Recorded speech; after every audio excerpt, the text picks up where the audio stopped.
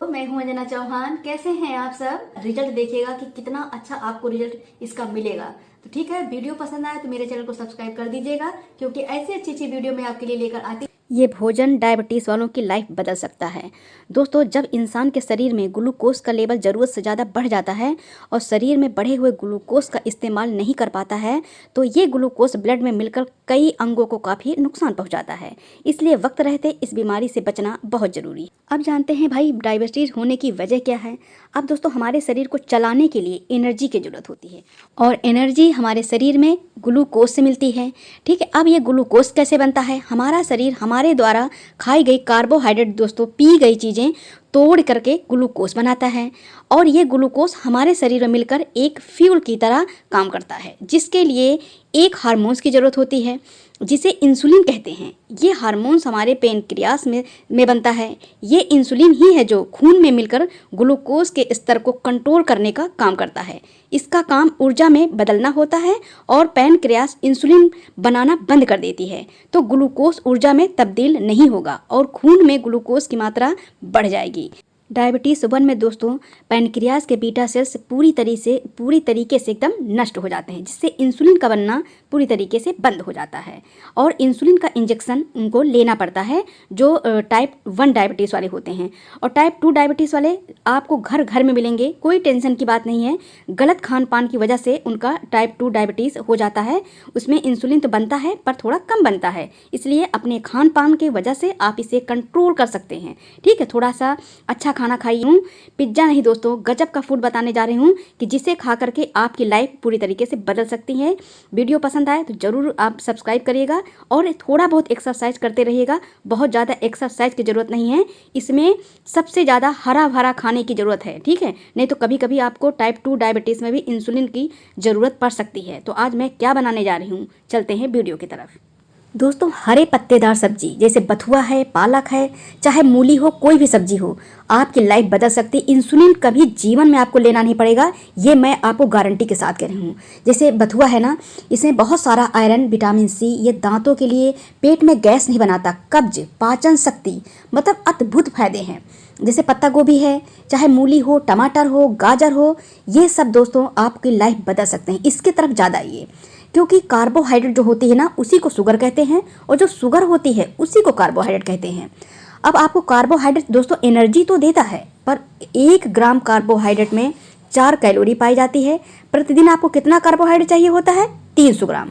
Fat आपको रोज कितना चाहिए? 80 ग्राम चाहिए होता है। और प्रोटीन आपको आपके वेट के हिसाब से आपको प्रोटीन आपको मतलब मिलनी चाहिए। जैसे आपका काफ़ी मोटे तगड़े हैं, जिम जा रहे हैं, तो उसी हिसाब से आपको प्रोटीन खाना चाहिए। जैसे 70 किलो का वेट अगर आपका है तो आप 56 ग्राम आपको प्रोटीन चाहिए, इसी हिसाब से। ठीक है, तो ये पत्ता गोभी ले लीजिए, टमाटर ले लीजिए, पालक ले लीजिए, मूली ले लीजिए। आप अगर 15 दिन मेरे कहने से इस तरीके से आपने खा लिया, कोई महंगी थाली नहीं है। साग सब्जी बहुत सस्ती आ रही है मार्केट में, आप जाइए देखिए, बहुत सस्ती आ रही है। ठीक है, 100 ग्राम गेहूं का जो आटा होता है ना, उसमें 75% आपको कार्बोहाइड्रेट मिलेगा और 7 या 6 ग्राम आपको सिर्फ मिल जाएगा इसमें फाइबर। लेकिन जो चावल होता है ना, चावल में 100 ग्राम चावल में 80 ग्राम आपको कार्बोहाइड्रेट मिलेगा, फैट मिलेगा, और इसमें कोई भी प्रोटीन नहीं मिलेगा। ब्राउन राइस हो चाहे कोई राइस हो, कार्बोहाइड्रेट ओट्स में भी पाया जाता है, बाजरा में पाया जाता है, मक्का में पाया जाता है, रागी में पाया जाता है। ठीक है, हर चीज़ में कार्बोहाइड्रेट पाया जाता है।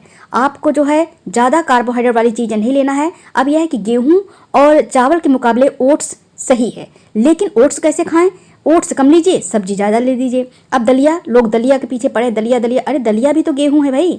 तो दलिया अगर आपको खानी है तो मल्टीग्रेन दलिया खाइए, गेहूं की दलिया ना खाइए। अगर गेहूं की दलिया खाते हैं तो 3 चम्मच गेहूं की दलिया लीजिए और जितनी सब्जी मेरे प्लेट में है इतनी सब्जी आप उसमें डाल दीजिए, तब तो उसका कार्बोहाइड्रेट खत्म हो जाएगा, वो आपको नुकसान नहीं करेगा। देखिए, मैंने जो बथुआ उबाला था ना, ये बथुआ उबल गया है।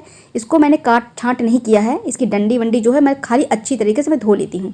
थोड़ी सी गोभी मैंने बिना तेल के फ्राई कर लिया। वैसे तेल और डाल के खाइए, तेल में 0 कार्बोहाइड्रेट होता है, बथुआ में 0 कार्बोहाइड्रेट होता है, मिर्ची में 0 होता है, टमाटर में 0 होता है। एक बात का आपको ध्यान रखना है कि जो पत्ता गोभी है ना, कैबेज, उसको जो है 2 टुकड़े में काट करके पानी में नमक, मतलब खौलते पानी में थोड़ा सा नमक डाल दीजिएगा और पत्ता गोभी को थोड़ी देर के लिए मतलब उसी में डाल दीजिएगा। गैस को बंद कर दीजिएगा, खाली गर्म पानी होना चाहिए। उसके बाद पत्ता गोभी को निकालिएगा, उसके बाद उसको पतला पतला काट लीजिएगा, ठीक है। कुछ कीटाणु ऐसे कच्चे पत्ते गोभी में होते हैं जो नहीं खाना चाहिए, मतलब इस समय पे यही हो रहा है कि कुछ कीटाणु इसमें होते हैं, तो हमेशा उबाल के ही पत्ता गोभी यूज करिए, बाकी कोई चीज़ नुकसान नहीं करेगी।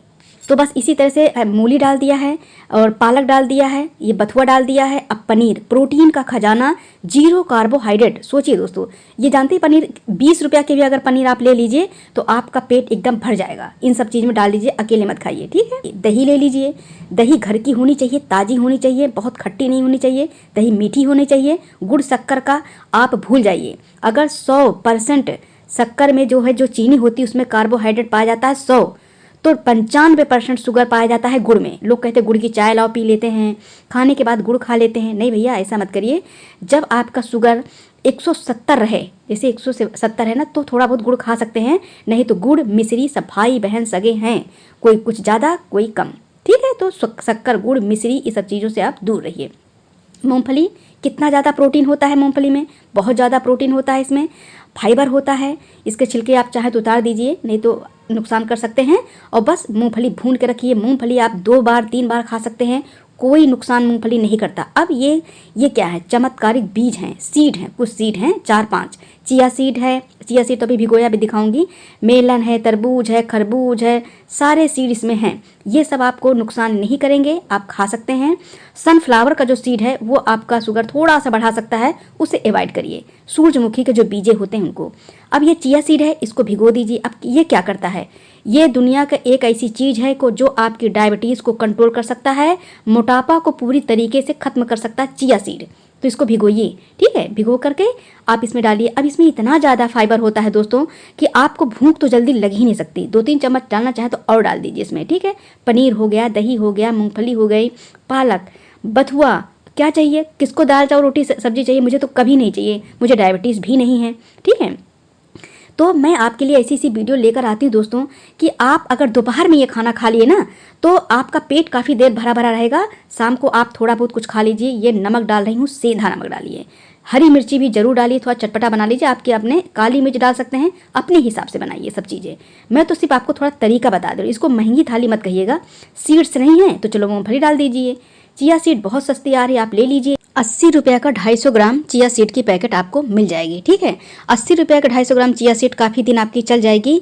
सेंधा नमक थोड़ा मैं अंदर तक डाल दे रही हूँ क्योंकि बथुआ है ना नीचे, तो उसमें नमक तो है नहीं, तो फिर अच्छा नहीं लगता, ठीक है। नमक खा सकती हूँ।